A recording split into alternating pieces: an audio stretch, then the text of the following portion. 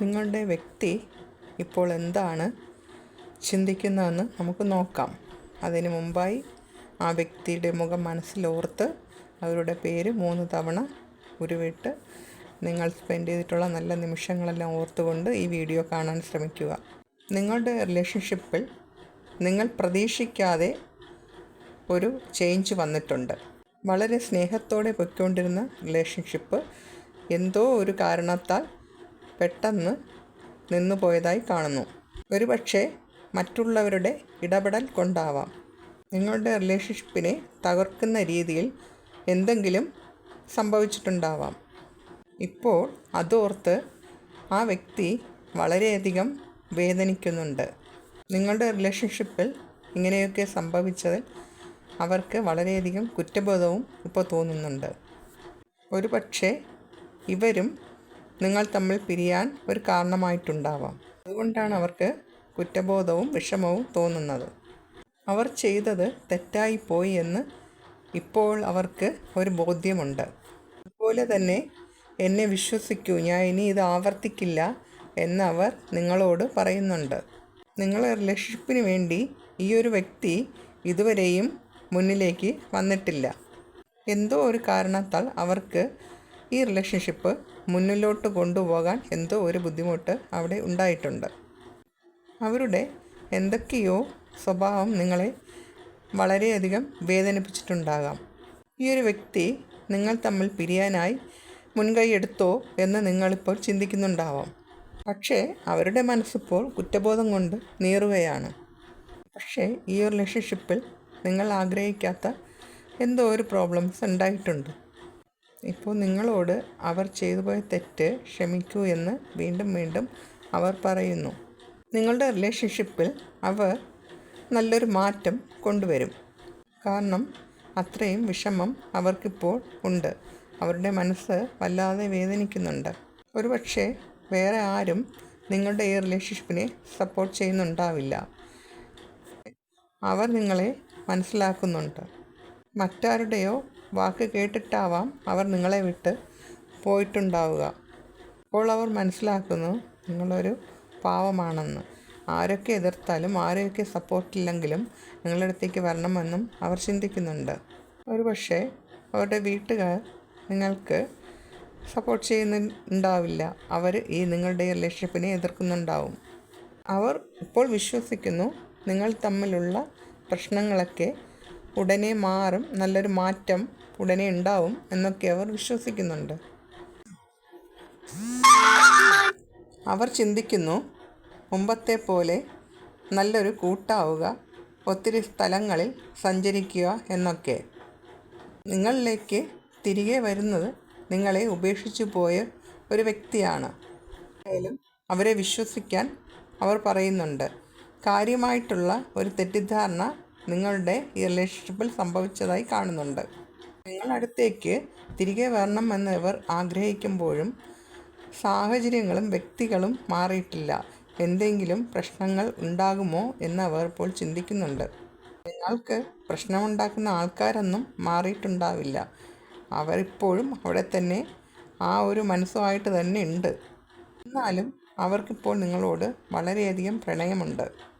ഈ റിലേഷൻഷിപ്പ് നിങ്ങൾ രണ്ടുപേരും ഒന്നായാൽ നല്ലതാണെന്ന് ഇപ്പോൾ അവർ വിശ്വസിക്കുന്നുണ്ട്.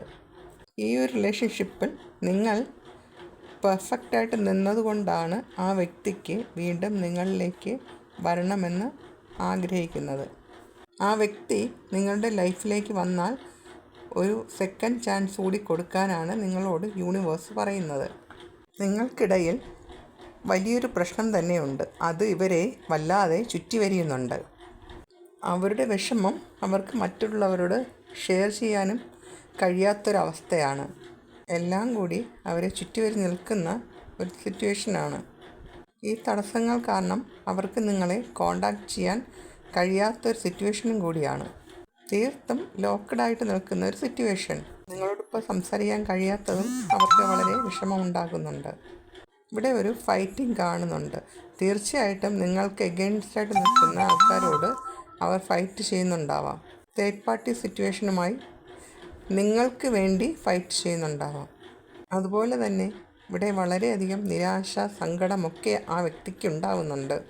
കാരണം മറ്റാരൊക്കെയോ ഇവരെ കൺട്രോൾ ചെയ്യുന്നുണ്ട്. അവർ പറയേണ്ട ഒരു സിറ്റുവേഷനാണ് ഇപ്പോൾ അവർക്കുള്ളത്.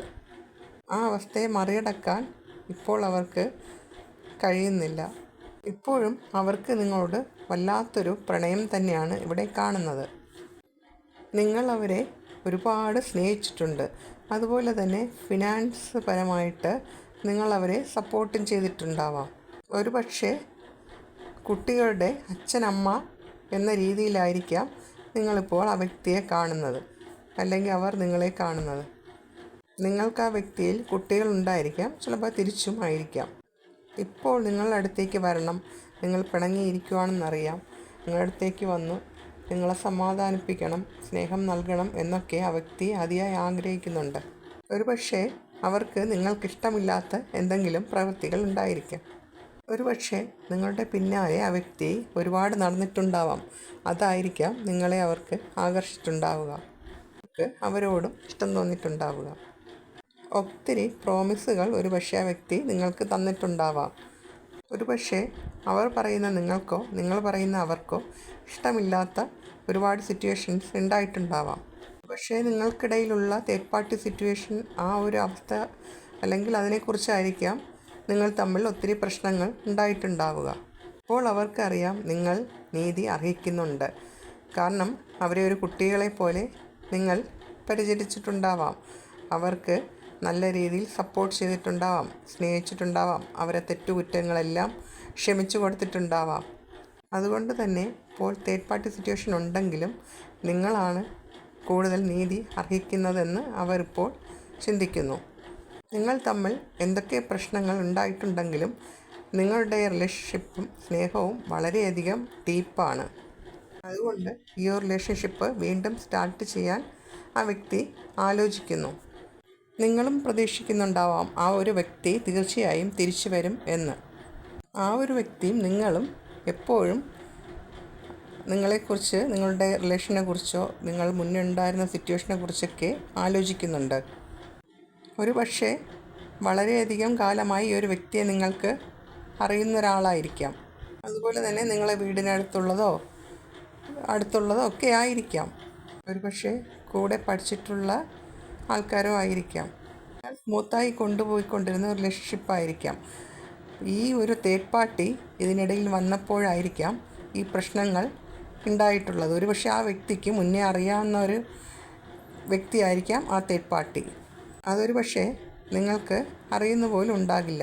അതിനെക്കുറിച്ച് ഒത്തിരി കള്ളങ്ങൾ അവർ നിങ്ങളോട് പറഞ്ഞിട്ടുണ്ടാവാം. ആ ഒരു തേർഡ് പാർട്ടി സിറ്റുവേഷൻ ആയിരിക്കാം ഒരു പക്ഷേ നിങ്ങളെ തമ്മിൽ അകറ്റിയിരിക്കുന്നത്. ആ ഒരു തേർഡ് പാർട്ടി സിറ്റുവേഷൻ നിങ്ങളുടെ റിലേഷൻഷിപ്പിനെ വല്ലാതെ ഉലച്ചിട്ടുണ്ടെന്ന് ഇതിൽ നിന്നും മനസ്സിലാക്കാൻ കഴിയുന്നു. ആ തേർഡ് പാർട്ടി സിറ്റുവേഷൻ എന്ന് പറയുന്നത് ആ വ്യക്തിക്ക് വളരെയധികം അടുപ്പമുള്ള ഒന്നായിരിക്കാം.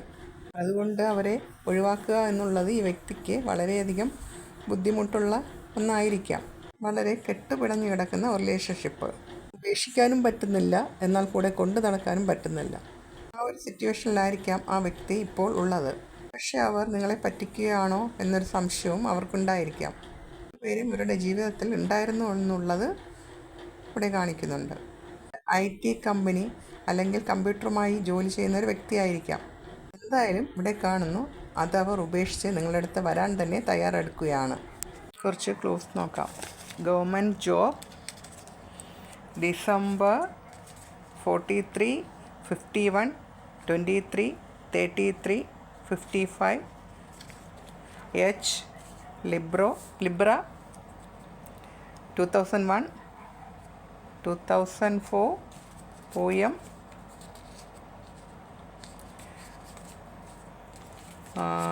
letter A, same age 1999, letter B 3, H green color, letter O, letter V yellow color, 1975, Chennai, brown hair, Kollam, celebration 2, Kottayam, 12, Karunagappally 5735